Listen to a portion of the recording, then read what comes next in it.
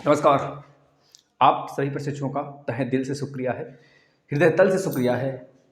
आप सभी का बहुत बहुत धन्यवाद है कि इतना प्यार और इतना स्नेह दे पाते हैं हमें और इस अपनी पूरी फैमिली को अच्छा लगता है साथियों, जब आप लोग साथ बनाकर और लास्ट तक वीडियो को देखते हैं, फिर उसके बाद निष्कर्ष निकालते हैं कि हमें इस वीडियो को लाइक करना चाहिए। आखिर हमने इस वीडियो के माध्यम से कितनी चीज़ें सीखें और आगे भी जो लेक्चर आएगा उसे हम देखेंगे, ईमानदारी से देखेंगे। और इस एक लेक्चर को ही नहीं, हम जितने भी क्लासेस कराएं बच्चों, चाहे मैथ हो, चाहे आपका पर्यावरण हो, चाहे आपका बच्चों हिंदी का सेक्शन हो, ये सब के सब बच्चों, चाहे आपका इंडियन ज्योग्राफी हो, चाहे वर्ल्ड ज्योग्राफी हो, चाहे पॉलिटी हो, सब कुछ आपको प्लेलिस्ट में मिल जाएगा। आप आके आराम से उसका आनंद ले सकते हैं बच्चों। यह आपकी जो सीरीज चलाएगी ये CDP की यानी बाल मनोविज्ञान का बच्चों, इसमें सिद्धांत हमने शुरू किया है और सिद्धांत बहुत हैं, बहुत बहुत बहुत हैं बच्चों। अगर हम सारे सिद्धांत पढ़ लेते हैं जितने इंपॉर्टेंट हैं, कम से कम 30 से 35 सिद्धांत बच्चों हम आपके सीटेट के एग्जाम होते होते सब कुछ पढ़ा देंगे, घबराने की बात नहीं है। इससे पहले हमने 3 सिद्धांत पढ़ लिए हैं। अगर आपने नहीं देखी है पिछली वीडियो तो आ जाएं प्लेलिस्ट में देख लें। और बच्चों करंट हेवन का जो आपको टेलीग्राम ज्वाइन करना है बच्चों, वो टेलीग्राम भी आप डिस्क्रिप्शन में सबसे ऊपर ही आपको टेलीग्राम का लिंक दिया है, आप ज्वाइन हो जाएंगे बच्चों। डिस्क्रिप्शन में दिया रहता है, ज्वाइन होकर सारे पिछले साल के पेपर सीटेट के, यूपी टेट के और अन्य एग्जाम्स से रिलेटेड जो बच्चों आपके PDF हैं, जितने भी हमारे नोट्स हैं, सब कुछ उसमें प्रोवाइड कर दिया गया। आप आकर फाइल में आकर उसे ढूंढ सकते हैं बच्चों। हम शुरू करते हैं। इससे पहले आप तीनों लेक्चर हमें ज्ञात है कि आप देख लिए होंगे, अच्छे से समझ भी लिए होंगे, अच्छा लगा होगा तो इस वीडियो को भी लाइक करिएगा, शेयर करिएगा बच्चों। बच्चों जबकि जीन पियाजे जी थे, संज्ञानात्मक विकास के सिद्धांत यानी कि ज्ञानात्मक विकास के सिद्धांत के नाम से इसे जाना जाता था, मतलब इन्हें जाना जाता है बच्चों। इनके सिद्धांत को हम संज्ञानात्मक विकास का सिद्धांत या फिर ज्ञानात्मक विकास का सिद्धांत के नाम से जानते हैं। इसमें एग्जामिनर कैसे क्वेश्चन पूछता है, कैसे क्वेश्चन पुटअप करता है, हम लास्ट में आपको क्वेश्चन भी बताएंगे। यहाँ से आपका 4-5 प्रश्न 4-5 नंबर का बच्चों हम क्लियर करवा देंगे। सिद्धांत को कितने नाम से जाना जाता है, इनकी कितनी अवस्थाएं थी बच्चों, अगर मान लें अमूनन तो 4 अवस्थाएं इनकी थी। इसके पहले हमने लियो वाइगोस्की के बारे में पढ़ रखा है, बंडूरा के बारे में पढ़ रखा है, ब्रूनर जी के बारे में भी पढ़ रखा है। जो बच्चों लियो वाइगोत्स्की थे, इनके जस्ट विरोधी थे, मतलब जस्ट विपरीत उनकी सारी सोचें थी। इनका मानना था जीन पियाजे जी का बच्चों कि जो बच्चे में परिवर्तन आता है वो अवस्था के अनुसार आता है, मतलब कि बच्चों का कई स्टेज होता है। बच्चों में संवेदी गामक अवस्थाएं होती हैं, पूर्व संक्रियात्मक अवस्थाएं होती हैं, मूर्त और अमूर्त, जिसे औपचारिक भी कहा जाता है। 4 स्टेज इन्हें बताया और इस स्टेज के हिसाब से बच्चों में विकास होता है। विकास के क्रम है, ये किसके थे बच्चों, ये जीन पियाजे साहब के थे, जो अभी हम लिखते हैं। यहाँ पर एक एक चीजें आपको बताएंगे। यहाँ पर हमने प्रश्न कुछ लिख रखा है। जीन पियाजे जी स्विट्जरलैंड के थे। यहाँ से एक प्रश्न बनेगा बच्चों, जिस प्रकार से लेस वाइगोत्स्की बच्चों कहाँ के थे, रूस के थे, उसी प्रकार से हमने जितने पढ़ाएंगे बच्चों सबका जगह बताते हुए चलेंगे कहाँ के थे बच्चों। यह एक साइंटिस्ट रहते हुए भी मनोवैज्ञानिक तो थे ही, साथ में चिकित्सक भी थे। इस बात को भी संज्ञान में रखना अपने। जीन पियाजे जी स्विट्जरलैंड के रहते हैं, यह बात याद रखना बच्चों। इनकी 4 अवस्थाएं हैं, 4 अवस्थाएं भी हम लिखेंगे, ट्रिक्स से याद करवाएंगे बच्चों, सबके बारे में एक एक करके समझाएंगे। मात्र 10 से 12 मिनट का वीडियो होगा, आप लास्ट तक बने रहना। इनकी अवस्था को संज्ञानात्मक विकास का अवस्था और ज्ञानात्मक विकास की अवस्था दोनों कहते हैं। इस बात को ज्ञात रख लेना बच्चों। कुछ भी पूछता है, चाहे ज्ञानात्मक विकास की अवस्थाएं किसने दिया, या फिर यह पूछता है अवस्था के आधार पर किस मनोवैज्ञानिक को जाना जाता है, जिन्होंने बताया विकास का क्रम जो होगा वो अवस्था के अनुसार होगा, तो जीन पियाजे साहब का था, जिन्होंने 4 अवस्थाएं दिए। अगर संज्ञानात्मक विकास की बात करें बच्चों, संज्ञानात्मक विकास का जो सिद्धांत है वो भी जीन पियाजे जी का था। इतनी बातें संज्ञान में रखना। अब यह किसके विपरीत था यह भी पूछ लेगा तो बता देना, वाइगोत्स्की, जो लेव वाइगोत्स्की थे रूस के बच्चों।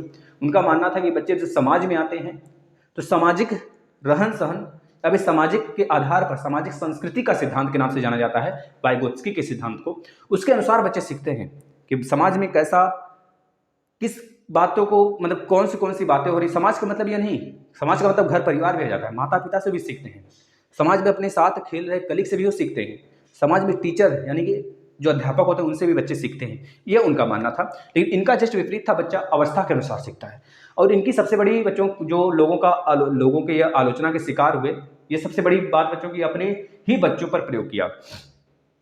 इन्होंने अपने बच्चों पर ही प्रयोग किया इस बात को संज्ञानात्मक विकास का सिद्धांत यानी कि विकास का क्रम का सिद्धांत इन्हें बोला जाता है। जैसे जैसे इनके बच्चे बड़े होते गए, ये अवस्था के अनुसार बच्चों में बताया कि अवस्था 4 प्रकार के होते हैं। बच्चे जब 4 स्टेज तक आते हैं तो उनके सोचने की क्षमता, ज्ञानेंद्रियों का विकास किस प्रकार से विकसित होता है वो अवस्था पर डिपेंड करता है, जो कि इन्होंने अपने बच्चों पर ही प्रयोग किया। तो सबसे पहले याद रखेंगे इनका प्रयोग किस पर था, तो बताएंगे बच्चों इनका प्रयोग अपने ही खुद के बच्चों पर था, जो कि लोग इस वजह से बच्चों यह एक तरह से आलोचना के भी शिकार हुए लोगों के, क्योंकि इन्होंने अपने बच्चों पर ही प्रयोग किया था विकास के क्रम को पहचानने के लिए, या फिर बच्चों विकास के क्रम को पूरे समाज को बताने के लिए, है ना। अब पहली बात नोट में लिखिएगा बच्चों, इनकी अवस्था में जो परिवर्तन हुआ, जिसको खोजा गया, उसे हम क्या कहते हैं बच्चों, विकासात्मक का सिद्धांत कहते हैं। इस चीज को लिख लेना, है ना।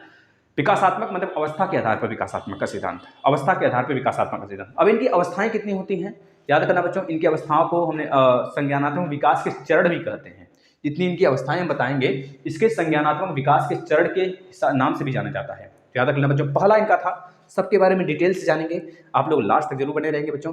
पहला है संवेदी गामक। संवेदी गामक लिखते रहना, खुद से नोट्स बनाना, तभी हमारी यह पहल एक बच्चों सिद्ध हो सकेगा, है ना। तो आप लोग खुद से नोट्स बनाना, इस वीडियो को 2 से 3 बार जरूर देख लेना। संवेदी गामक अवस्था, संवेदी गामक पहले लिख लीजिए, फिर उसके बाद हेडिंग डलवा के हम सब कुछ लिखवाएंगे। संवेदी गामक अवस्था बहुत बड़ा चीज नहीं बच्चों, आप लोग बस समझते चलिए, यहाँ से डायरेक्ट प्रश्न बनेंगे।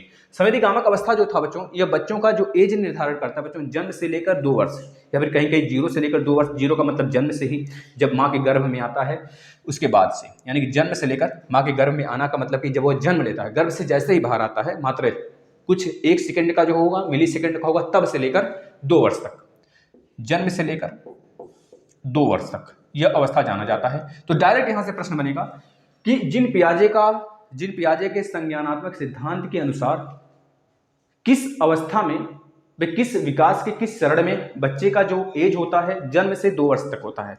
संवेदी गामक अवस्था, पूर्व संक्रियात्मक अवस्था, मूर्त संक्रियात्मक अवस्था, या फिर अमूर्त या फिर औपचारिक अवस्था में। तो आपको बताना होगा बच्चों, अगर आप पढ़े होंगे 0 से 2 साल का मतलब संवेदी गामक अवस्था होता है, तो आप फटाक से लगा जाएंगे वहां पे आंसर, ठीक है। दूसरी बात, पूर्व संक्रियात्मक अवस्था, पूर्व संक्रियात्मक अवस्था,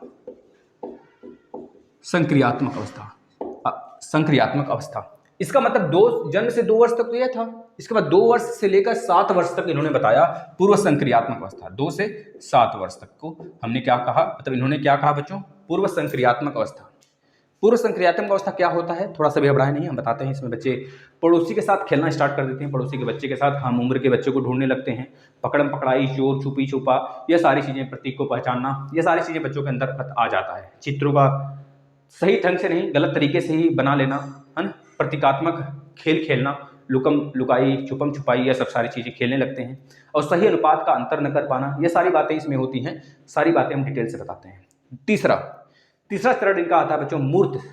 यह था पूर्व बच्चों, याद रखना, यह पूर्व संक्रियात्मक है। तीसरा है मूर्त संक्रियात्मक। क्या है, मूर्त संक्रियात्मक अवस्था, संक्रियात्मक, मूर्त संक्रियात्मक अवस्था बच्चों, जाहिर सी बात है, जब यह जन्म से 2 वर्ष, 2 से 7 वर्ष, तो यह 7 से बच्चों 11 वर्ष तक, 7 से 11 वर्ष तक, 7 से 11 वर्ष तक था। इसके बाद आ जाता है अमूर्त या फिर औपचारिक अवस्था, इसे बोलते हैं अमूर्त या फिर औपचारिक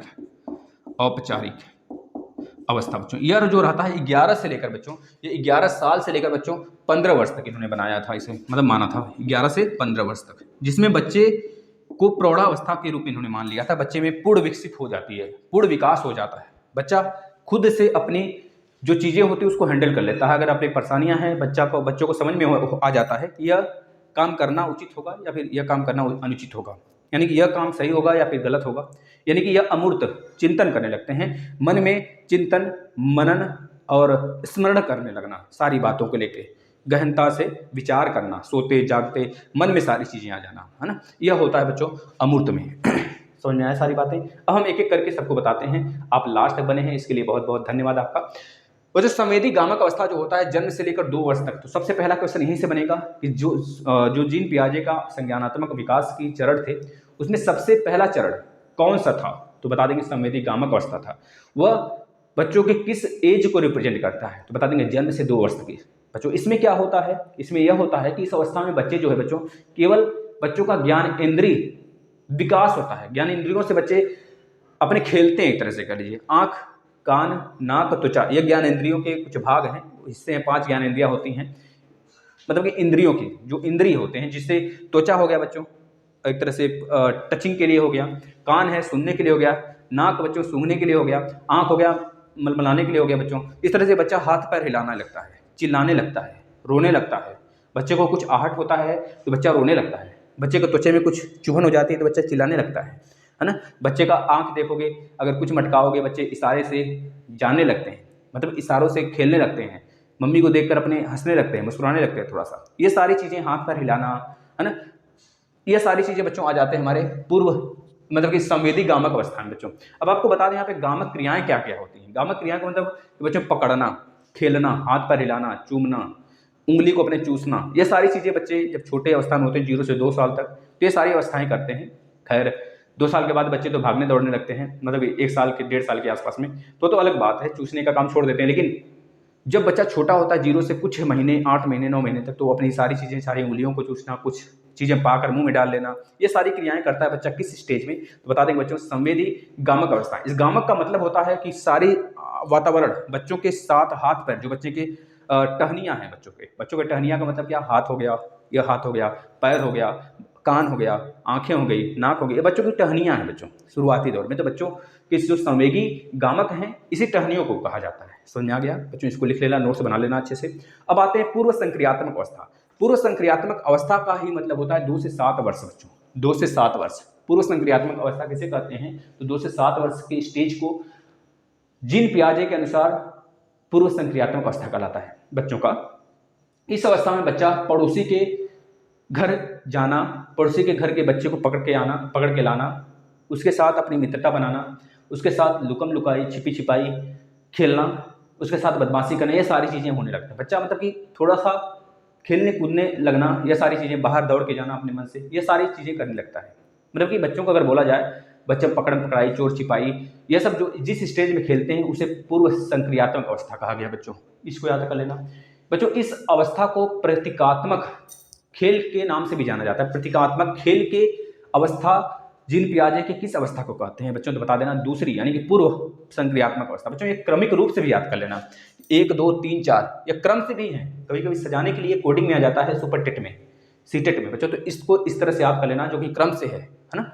तो एज के हिसाब से भी पूछ लेगा, 2 से 7 वर्ष तक के पियाजे के किस, जो 2 से 7 तक वर्ष के बच्चे होते हैं, वो पियाजे के संज्ञानात्मक अवस्था के या फिर विकास के अनुसार किस क्रम को जानते हैं, उसका नाम बताइए। तो बताएंगे बच्चों पूर्व संक्रियात्मक अवस्था। ऑप्शन में चारों रहेगा, संवेदी गामक, मूर्त, अमूर्त या फिर औपचारिक। तो पूर्व पे आप लगा देंगे, 2 से 7 वर्ष तक के बच्चा पूर्व संक्रियात्मक अवस्था में आता है बच्चों।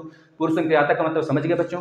प्रतीकात्मक खेल की अवस्था कौन सी होती है, पूर्व संक्रियात्मक अवस्था ही होता है बच्चों। प्रतीकात्मक का मतलब कि जैसे लुकम लुकाई, छिपम छिपाई, है ना, दौड़ा भागी, है ना, बैट बॉल, मतलब कुछ भी हो जो खेल होते हैं अपने हम उम्र के साथ बच्चे खेलना पसंद कर देते हैं बच्चों, उसे बोला गया पूर्व संक्रियात्मक अवस्था। मतलब बच्चों में राजा रानी बनना, चोर सिपाही खेलना, है ना, पर्चा पर्ची वाला जो होता है सारे गेम, वो सब खेलना, लट्टू नचाना, हम लोग तो बहुत कुछ खेले थे। तो ये सारी चीज़ें पूर्व संक्रियात्मक अवस्था में आ गई बच्चों। सही अनुपात का अनुभव न हो पाना इनको, अगर इनसे बोला जाए कि 1 किलो रुई है, 1 किलो का बटखरा है, वेट है, या फिर 1 किलो लोहा है, दोनों में कौन भारी होगा, तो उसको सही अनुपात में ना बताकर यह बताएंगे कि जो 1 किलो का बटखरा है यह भारी होगा। अपने हिसाब से तो दोनों बराबर है, क्योंकि 1 किलो रुई हो चाहे 1 किलो का बटखरा हो, दोनों बराबर है बच्चों, दोनों वेट में बराबर है। तो ये इस तरह से वेट तो दोनों का बराबर है, लेकिन यह उसका निर्णय नहीं कर पाते हैं। इनको लगता है रुई अगर हल्की होती है तो रुई अगर 1 किलो है, अगर बटखरा भी 1 किलो है तो रुई हल्की ही होगी पूरी तरीके से, बटखरा भारी होगा, क्योंकि वजन इसका ज़्यादा होता है, वो उठाए होंगे, इधर उधर हिलाए होंगे, उनको चोट लगी होगी। ये सारी क्रियाएं बच्चों पूर्व संक्रियात्मक अवस्था में बच्चों को बहुत सारे चोट लगते हैं। बच्चों का दांत का टूटना भी इसी बच्चों पूर्व संक्रियात्मक अवस्था में ही होता है। ये सारे प्रयोग जीन पियाजे अपने बच्चों पर कर रहे थे, इस बात को याद रखना बच्चों। यह पूरी की पूरी हम आपको जो दे रहे हैं बच्चों, पैकेज बहुत ही बेहतरीन है, आप इसे सीख सकते हैं बहुत सारी चीज़ें बच्चों। इस अवस्था में बालक सही प्रकार के चित्र नहीं बना सकता है। अगर बच्चों से बोलेंगे मम्मी का चित्र बनाओ, पापा का चित्र बनाओ, तो लगेगा बाल वाल खड़ा करके अगड़म बगड़म सबड़म बनाने, बच्चों हाथ ऐसे खड़ा कर देगा, बाल ऐसे खड़ा कर देगा, कान ऐसे कर देगा, मतलब बच्चे बना तो लेते हैं चित्र, अनुभव के अनुसार जो चित्र बनना चाहिए वो नहीं बना पाते, लेकिन अपने अनुसार वह सही चित्र बनाते हैं। उसका गलत तरीके से मतलब रिप्रेजेंट कर देते हैं। मतलब अपने अनुसार सही होता है उनका, एक तरह से समझाने का जो तरीका होता है उनका सही होता है, लेकिन वो अगड़म बगड़म चित्त बना देते हैं। बच्चों एक चीज़ याद रखना, सजीवता के कारण सजीव, जैसे कि बात करें इनके पास अगर एक गुड़िया दे दिया जाए 2 से 7 साल के बच्चों को, तो वह उस गुड़िया को सब कुछ मानेंगे। अगर उस गुड़िया को अगर मार दोगे तो कहीं हमारे गुड़िया को तुम मारे, तुम्हारे गुड़िया को भी मारेंगे। हमारे बैट को तुम पटक दिए, बैट बॉल अगर उनका है, अगर उनके बैट बॉल को तुम पटक दिए तो कहेंगे हमारे बैट बॉल को तुम पटक दिए, अब तुम्हारे बैट बॉल को भी हम पटकेंगे, क्योंकि तुम्हारे चीज़ को भी फोड़ेंगे। बच्चों अगर इनके गाड़ी को आप पंचर कर दिए तो आप कहें आपकी गाड़ी को भी पंचर करेंगे, क्योंकि इनके दिमाग में आएगा कि हमारी जो चीज़ें हैं सिर्फ ये सजीव अवस्था में, अगर हमारे सामानों के साथ आप खेल रहे हो, उसका दुरुपयोग कर रहे हो, उसे मार पीट रहे हो, उसको बिगाड़ रहे हो हमारे खेल को, तो मतलब हमारे साथ तुम गलत कर रहे हो, हम भी तुम्हारे साथ गलत करेंगे। इस तरह की भावनाएं इनमें जनरेट होता है। तो उसे किस स्टेज में होता है बच्चों का इस तरह की भावनाएं जनरेट दिमाग में, तो बताएंगे पूर्व संक्रियात्मक अवस्था में। याद हो गया? बताओ।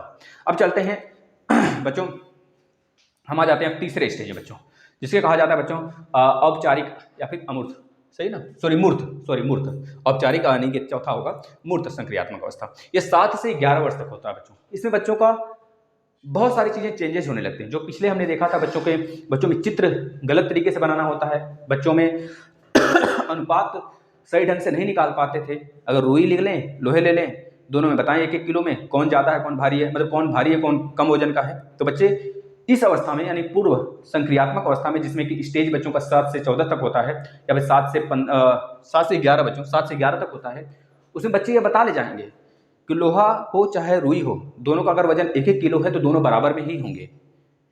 बच्चों का चिंतन करने का जो ललक होता है वो चिंतन करने लगते हैं, इसमें बहुत ही अच्छे तरीके से चिंतन करने लगते हैं, रुचि लेने लगते हैं बच्चों वह गणित वाले भाग में, गणित वाली संगणक अवस्थाओं में, मतलब एक तरह से गणितीय संक्रिया में उनका रुचि होने लगता है।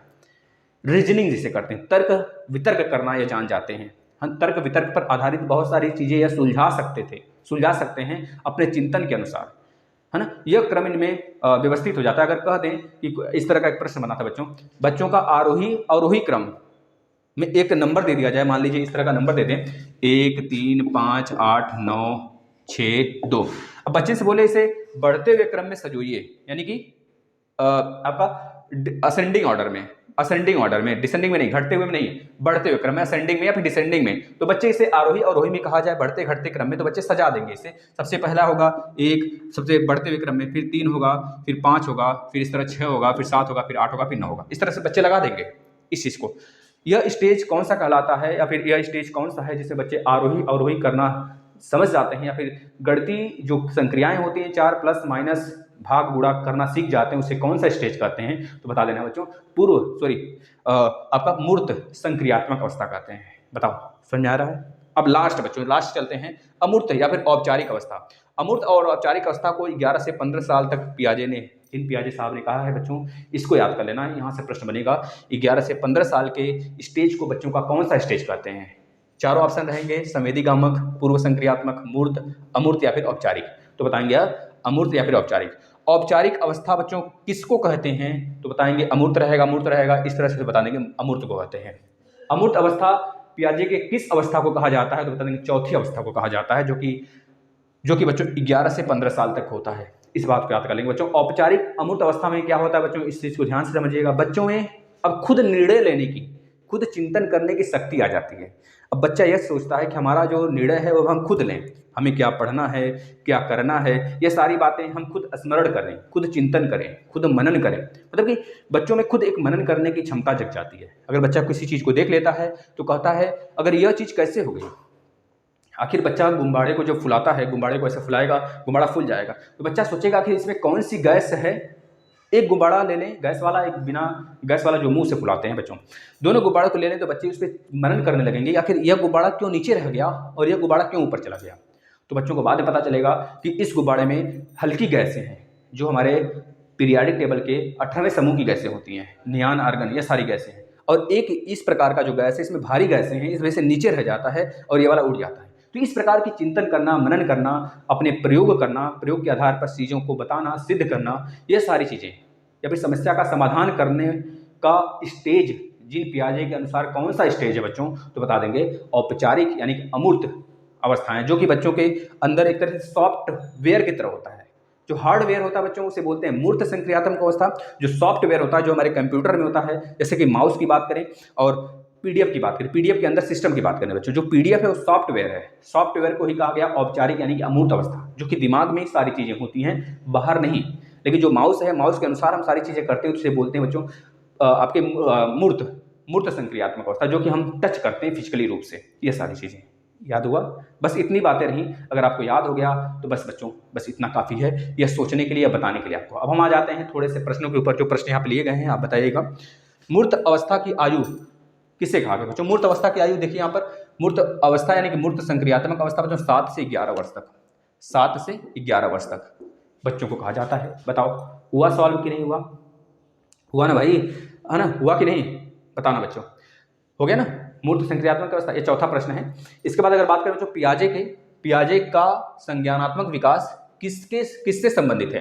पियाजे का संज्ञानात्मक सिद्धांत या फिर विकास किससे संबंधित है बच्चों? बताना। मानव की बुद्धि विकास से संबंधित है। मानव का बुद्धि विकास तो ही होता है इसमें, तो बता देना मानव के बुद्धि विकास से। प्रश्न सारे पिछले ईयर के हैं बच्चों, पूछे गए हैं। पियाजे के संज्ञानात्मक सिद्धांत को और किस नाम से जाना जाता है? पियाजे के संज्ञानात्मक सिद्धांत को ज्ञानात्मक के सिद्धांत के नाम से जाना जाता है। बताओ आया प्रश्न कि नहीं आया बच्चों? आया ना बच्चों। मूर्त अवस्था कौन सी होती है? 7 से 11 वर्ष तक। अमूर्त कौन सी होती है बच्चों? अमूर्त यानी औपचारिक अवस्था किसे कहते हैं, या फिर औपचारिक संक्रियात्मक अवस्था, या फिर अमूर्त गामक अवस्था किसे कहते हैं? संक्रियात्मक का अमूर्त गामक संक्रियात्मक अवस्था किस स्टेज में आता है बच्चों? 11 से 15 वर्ष तक आता है। ये सब सारी चीजें रटा जानी चाहिए आपके दिमाग में बच्चों। सीखने का अर्थ है ज्ञान निर्माण करना। यह देखिए, सीखने का अर्थ है ज्ञान निर्माण करना। यह कथन किसने दिया है बच्चों? बता देना, जीन पियाजे ने दिया है। जीन पियाजे ने दिया है। जीन पियाजे ने दिया बच्चों। इस बात को भी लिख लेना, जीन पियाजे ने दिया है। इस बात को आप लिख लेंगे, काफी में नोट कर लेंगे। बस इतनी चीजें नहीं। अगर सारी वीडियो आपको अच्छी लगती है तो आप से विनम्र विनती बच्चों, आप तुरंत का तुरंत अभी इस चैनल को सब्सक्राइब करेंगे, और इस सेशन को अगर आपको अच्छा लगा तो आप अपने भाई बहन तक भी पहुंचाएंगे। और सारे लेक्चर इसी तरह पढ़ाए गए हैं, केवल सीडीपी ही नहीं बच्चों, हर एक लेक्चर यह पेडोलॉजी में बहुत ही अच्छा रोल रखेगा बच्चों। आपका 70% मात्र सीडीपी के इस पोर्शन से कवर होगा, जो कि बच्चों आपके सिद्धांत के हैं। हमने 4 सिद्धांत पढ़ा दिए बच्चों। आगे आने वाले समय में आपको सारे सिद्धांत हम इसी तरह दे देंगे।